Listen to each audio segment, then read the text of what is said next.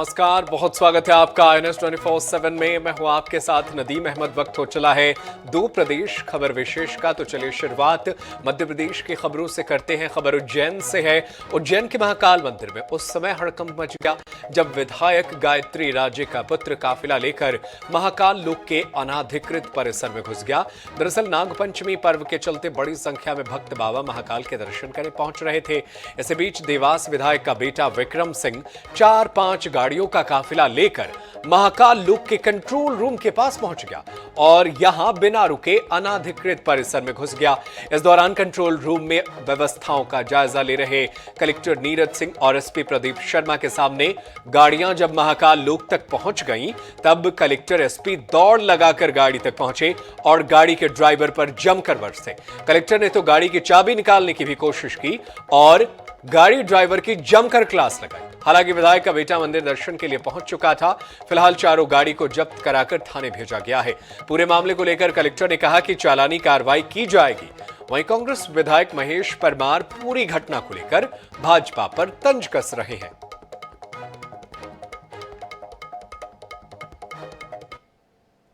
आपने देखा कि यहाँ हम श्रद्धालु 8-8, 10-10 घंटे लाइन में खड़े रहकर दर्शन कर रहे हैं और एकदम अचानक 8-10 गाड़ियां देवास विधायक का सुपुत्र जिस तरह से यहाँ गाड़ी लेकर आए, अफरा तफरी मची लोगों में। एकदम क्या हुआ, साउथ की फिल्मी स्टाइल में। ये प्रशासक है, मूक दर्शक बनकर अधिकारी कर्मचारी देख रहे हैं। एसपी कलेक्टर साहब तत्काल यहाँ, हमने देखा, उनसे कहा कि हम सहयोगी हैं। ये नाग चंद्रेश्वर भगवान का साल में एक वर्ष में एक बार मंदिर दर्शन करने का अवसर मिलता है और इस तरह से लोग गुंडागर्दी, भारतीय जनता पार्टी के नेता इस तरह से नियम व्यवस्था बिगाड़ने में लगे हैं। ये आज दर्शन के दौरान नीलकंठ द्वार से प्रवेश करने के उपरांत महाकाल कंट्रोल रूम के आगे 4 गाड़ियां चली गई थी और राइट की तरफ मुड़ गई थी। वो तेज गति से जा रही थी, उनको आगे जाकर के रोका गया और फिर उनको जब्त करके थाने भिजवाया गया है। अब जो भी कार्रवाई है वो उसमें की जाएगी।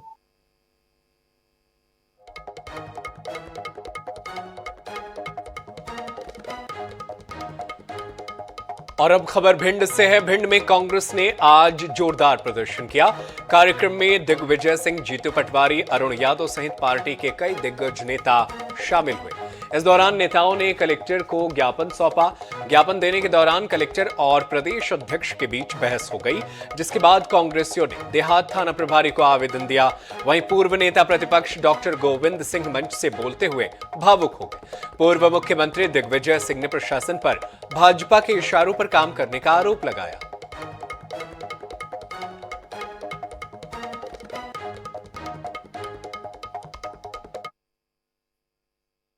बात यह है कि अधिकारी कर्मचारी सर्विस रूल का पालन करना भूल रहे हैं और बीजेपी के कार्यकर्ता के रूप में अपना व्यवहार बना रहे हैं। इसका कांग्रेस पार्टी ने निर्णय लिया है कि जो कर्मचारी, जो अधिकारी आखिर यातना देगा, प्रताड़ना करेगा, नियम विरुद्ध काम करेगा, उसके खिलाफ कांग्रेस पार्टी एग्रेसिव रहेगी। इस प्रकार से काम कर रहा है जैसे वेतन भाजपा के कोष से मिल रही है,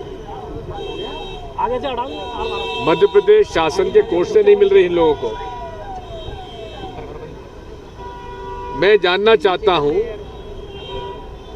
कि ये बुलडोजर का जो घरों गिराने का एक प्रक्रिया चली हुई है, ये कौन से नियम में है? और यहाँ के कलेक्टर साहब कहते हैं कि भाई हिंदुओं का घर नहीं गिराएंगे, मुसलमानों का घर गिराएंगे। और उधर मंदसौर के गायत्री मंदिर में शुक्रवार को फैजान रिजवी ने धर्म परिवर्तन कर लिया।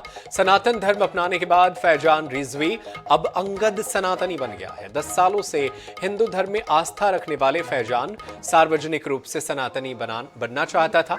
मंगलवार को बजरंग बली का पाठ भी करते हैं। बालाजी व तिरुपति बालाजी मंदिर जाते थे। फैजान ने बताया कि वह अलाउदा खेड़ी गांव में रहता है। गांव में अधिकांश मुस्लिम आबादी है। उसके घर में बड़ा भाई और मां है। दोनों नहीं चाहते थे कि वह हिंदू धर्म अपना ले। हालांकि उसके 10 से 12 सालों से हिंदू धर्म में आस्था बन गई थी। आज मैंने हिंदू धर्म, सनातन धर्म अपनाया है। आज से मेरा नाम अंगद सनातनी है। मेरी बहुत पहले से करीब 10-12 वर्ष पहले से ही मेरी हिंदू धर्म में आस्था थी। मैं बालाजी का भगत हूँ, हनुमान चालीसा का पाठ करता हूँ, बजरंग बाण का पाठ करता हूँ और आज भी मेरी बहुत आस्था है हिंदुत्व में और हिंदू धर्म में। और मेरी जब मन हुआ कि अब मैं धर्म परिवर्तन करने की इच्छा रखता हूँ, तब मैं हिंदू युवा वाहिनी के प्रदेश प्रभारी चैतन्य सिंह जी राजपूत और मंदसौर जिले के जिला अध्यक्ष ईश्वर सिंह जी गहलोत से मैंने संपर्क किया और उनसे मैंने कहा कि मैं हिंदू धर्म परिवर्तन करना चाहता हूँ, मेरी आस्था हिंदू धर्म में है। ये फैजान रिजवी करके हमारे मंदसौर के पास में अलाउद्दीन श्री वहाँ के निवासी हैं और ये सनातन धर्म में शुरू से ही आस्था रखते हैं और बालाजी के भक्त हैं। हनुमान चालीसा, बजरंग बाण वगैरह का ये जाप भी करते हैं और इनकी आस्था थी और काफ़ी दिनों से ये मेरे संपर्क में थे और इनकी इच्छा थी कि ये इस्लाम छोड़कर सनातन धर्म अपनाएं। और सागर के खुरई ब्लॉक में स्थित मोहक्कम गांव का प्राथमिक स्कूल पिछले 8 सालों से जर्जर हालत में है। ऐसे में बच्चों को झोपड़ी में बैठाकर पढ़ाया जाता है। बच्चों को मध्याह्न भोजन में भी काफी परेशानियां होती हैं। गर्मी के दिनों में धूल से भोजन खराब हो जाता है। इसके अलावा कई बार आवारा पशु भी बच्चों की पढ़ाई में बाधक बन जाते हैं। ग्रामीणों ने शिक्षकों के साथ मिलकर कई बार शिकायत की। यहां तक कि सीएम हेल्पलाइन में भी शिकायत दर्ज कराई गई, लेकिन अभी तक कोई कार्रवाई नहीं हुई है। वहीं जिला शिक्षा अधिकारी का कहना है कि प्रस्ताव बनाकर भेजा गया है, स्वीकृति मिलते ही निर्माण कार्य शुरू हो जाएगा। सर जी, हम लोग सर जब पानी गिरता है तो हम लोग को झोपड़ी में बैठना पड़ता है और सर जब झोपड़ी में सर ज़्यादा कीचड़ हो जाता है तो हमारे सर जी हमारी छुट्टी कर देते हैं। हम लोग घर जाना पड़ता है और जब खाना खाते हैं हम लोग बाहर बैठ के खाते हैं तो हमारे खाना में धूल गिर जाती है। हम लोग झोपड़ी में बैठते हैं, उसमें भी कीचड़ हो जाती है तो सर को छुट्टी करनी पड़ती है। और जब हम मध्याह्न का खाना खाते हैं तो हवा चलती है तो उसमें कीटाणु और धूल माटी भर जाती है तो हमको वही खाना पड़ता है।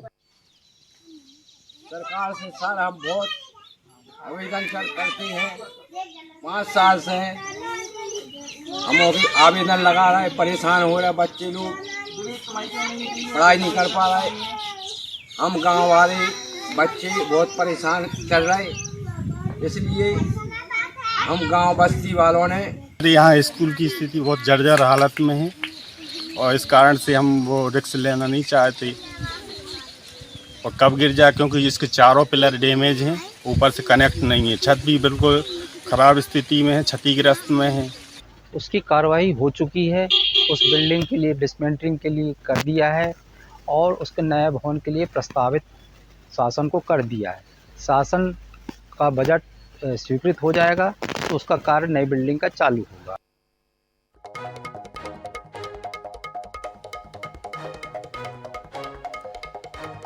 और राजधानी रायपुर में अपराधियों का आतंक कम होने का नाम नहीं ले रहा है। चाकूबाजी, हत्या, लूट और चोरी की बढ़ती घटनाओं के चलते अपराध का ग्राफ बढ़ते ही जा रहा है। राजधानी में पिछले 1 माह में लूट, चैन स्नैचिंग, चोरी, मारपीट समेत 1263 घटनाएं सामने आई। देखिए एक रिपोर्ट। लगातार आपराधिक घटनाएं बढ़ने की वजह से शहर में क्राइम का ग्राफ बढ़ता ही जा रहा है।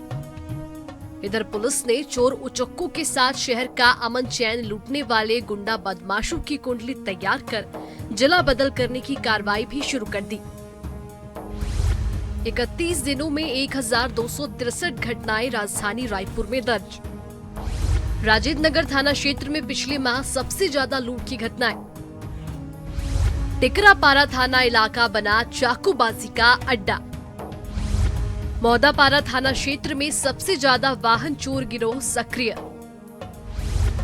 खम्हारडी थाना इलाके में सूने मकान पर सबसे ज्यादा चोरों का धावा। माना थाना क्षेत्र में महिलाओं के साथ छेड़छाड़ के सबसे ज्यादा मामले। राजधानी में बढ़ते अपराध पर कंट्रोल करने के लिए रायपुर पुलिस ने एक्शन प्लान तैयार कर लिया है। गुंडा बदमाशों पर कार्रवाई करने के साथ ही नशे के सौदागरों पर पुलिस नकेल कस रही है। साथ ही शहर में उत्पात मचाने वाले गुंडा बदमाशों पर अब जिला बदल की कार्रवाई भी तेज कर दी गई है। देखना होगा रायपुर पुलिस के नए एक्शन प्लान से अपराध के ग्राफ में कितनी कमी देखने को मिलती है। कैमरामैन भूपेश जांगले के साथ मोहम्मद हसन, NH24/7 रायपुर। बीजापुर में विश्व आदिवासी दिवस के दिन 3 नक्सलियों ने सरेंडर किया। तीनों नक्सलियों पर 8-8 लाख रुपए का इनाम घोषित किया गया था। सरेंडर करने वाले नक्सलियों में 2 पीपल्स लिबरेशन गुरिल्ला नक्सली संगठन के सदस्य थे। विश्व आदिवासी दिवस के दिन माओवादियों के विकास विरोधी, भेदभावपूर्ण नीति, उपेक्षा और विचारधारा से क्षुब्ध होकर तीनों नक्सलियों ने आत्मसमर्पण किया।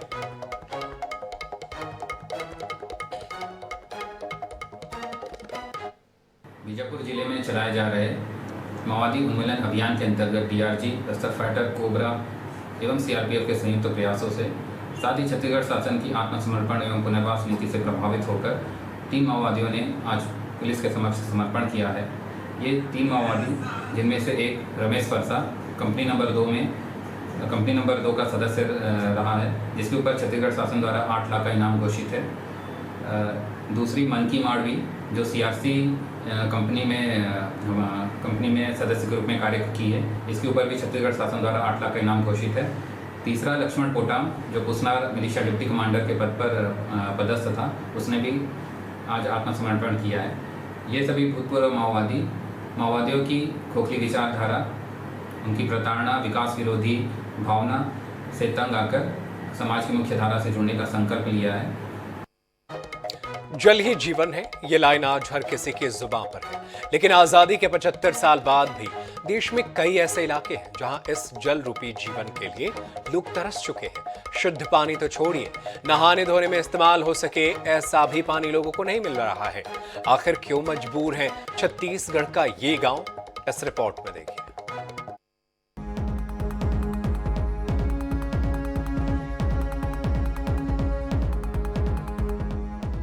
नाले का बहता हुआ गंदा पानी जो इस वक्त आप देख रहे हैं, इसमें नहाने से पहले तक लोग 100 बार सोचेंगे। शायद इसे पीने में कोई जानवर भी संकोच करे, लेकिन कुछ लोगों के लिए यही पानी जीवन है, जो बलरामपुर के 40 परिवारों की तकदीर बन चुका है।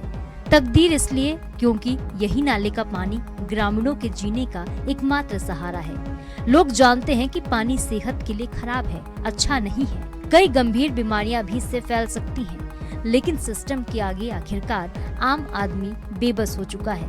हद तो तब हो जाती है जब बारिश के दिनों में नाला उफान पर होता है और ऐसे में ये गंदा पानी भी उनके नसीब में नहीं आता। तब लोग छत से टपकते बरसात के पानी को ही इकट्ठा कर पीने को मजबूर होते हैं। आज़ादी के वर्षों बाद भी अगर नाले का पानी पीना पड़े तो विकास को लेकर के आप क्या कहिएगा? पीछे देखिए एक नाला दिख रहा होगा, पानी गंदा है, लेकिन इसी गंदे पानी को ग्राम पंचायत गदामी के बरडी के लोग पीने को मजबूर हैं। देखिए कुछ महिलाएं आई हैं जो पानी भर करके अभी घर ले जाने के लिए रखी हुई हैं और हमारी मुलाकात इनसे हो गई है। बात करेंगे कि क्या समस्या इनको पेयजल को लेकर के हो रही है और अगर आज के समय में इस तरह का पानी पीना पड़े तो फिर विकास के दावे खोखले ही नजर आते हैं। आप बताइए क्या समस्या है, क्यों इस पानी को आप लोग पी रहे हैं?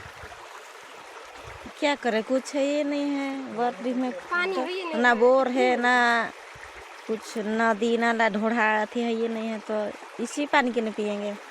गंदे को बीमारी भी होता है, बीमारी भी होते हैं कि जब बरसात का बाढ़ इस नदी में आता है, इस नाले में आता है, तो जो बरसाती पानी इनके छप्पर पे जो गिरता है उसको झोंक करके पीना पड़ता है। तो कितनी बड़ी समस्या है समझिए। लेकिन बड़ी समस्या इससे बड़ी तो ये है कि इस पर अधिकारियों का ध्यान क्यों नहीं है। एक युवा है, इनसे बात करेंगे। आप बताइए क्या समस्या है गाँव की और क्यों पानी की समस्या बनी है? गाँव में हमारा ना बोरिंग है, ना बोर है, ना शासकीय कुआँ भी नहीं है, इसीलिए हम लोग नाला का पानी पी रहे हैं। सब ग्रामीण जितने यहाँ 50 बस्ती है लगभग, टोटल सब हम लोग नाला का पानी ही पी रहे हैं और अभी तक बोर न बोरिंग कुछ नहीं है। तो बरडी गांव में विकास अधूरा है, इस वजह से जो ग्रामीण है वो गंदे पानी को पीने को मजबूर हैं। ग्राम पंचायत गदामी के बरडीह गांव में करीब 200 लोग रहते हैं। ये इलाका छत्तीसगढ़ और झारखंड की सीमा पर स्थित है। इस गांव में आज तक सड़क नहीं बनी। लोग यहाँ आज भी विकास की बाट जोह रहे हैं। गांव में एक पुराना हैंडपंप जरूर है, लेकिन वो भी खराब पड़ा है। मामले में जनपद सीईओ सिर्फ आश्वासन देते हुए नजर आते हैं। उसके लिए हमने तत्काल सचिव को निर्देशित किया है कि 15वें वित्त से वहाँ पे एक नया हैंडपंप खनन किया जाएगा। जैसा आप लोग भी गए हैं तो थोड़ा सा रास्ते की समस्या है और हमारा दूरस्थ क्षेत्र है, नक्सल प्रभावित क्षेत्र है, तो बड़ी गाड़ी जो बोर की होती है वो पहुंचने में थोड़ा सा कठिनाई आती है। तो जैसे ही बरसात ख़त्म होगी हम वहाँ पे एक बोर तत्काल करवा देंगे। ये मेरे संज्ञान में नहीं था, आप लोग ये लाए हैं कि वो नाले का पानी कहीं पी रहे हैं, तो निश्चित तौर पर हम आपको 2 दिन के भीतर ही कुछ न कुछ वहाँ पे एक उचित व्यवस्था कर देंगे जिससे लोग साफ पानी पिए। बहरहाल सिस्टम के फेलियर को यहाँ के लोग अपनी किस्मत मान बैठे हैं, क्योंकि आश्वासन से तो प्यास नहीं बुझ सकती। घनश्याम सोनी, INS 24/7, बलरामपुर।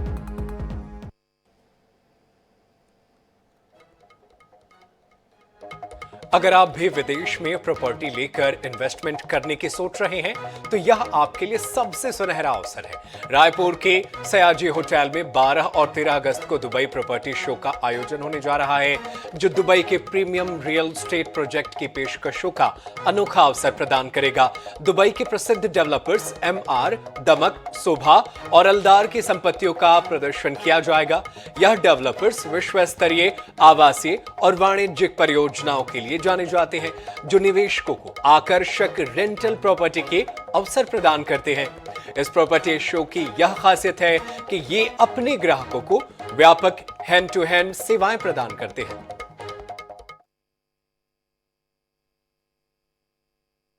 अभी तक दुबई के प्रॉपर्टी शो काफ़ी सारे हो चुके हैं, बट ये स्केल पे पहली बार हो रहा है हमारे पास। और स्पेशली जब हम बात करें कि टॉप अच्छी क्वालिटी के डेवलपर्स की अगर हम बात करें, उन सब के लिए पहला एक्सपीरियंस है रायपुर।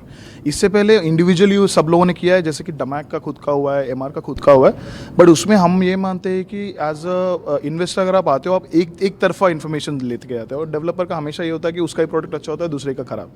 तो हमारा ये कोशिश है इसमें कि बस डेवलपर का ही सामान है, हम बाहर का भी ऑप्शंस दे रहे हैं। जैसे कि अगर प्लॉट भी खरीदना है आपको, हम ऑप्शन दे देते हैं, सब ऑप्शन देते हैं। तो हमारा ये कोशिश है इस बार कि सबको एक बार साथ में लेके और अच्छे 4 डेवलपर को टॉप को लेके आए, ताकि जो इन्वेस्टर है उसको एक जगह पे सारी इन्फॉर्मेशन मिल जाए, बार बार दुबई आके हर एक ऑफिस जाने की जरूरत ना पड़े।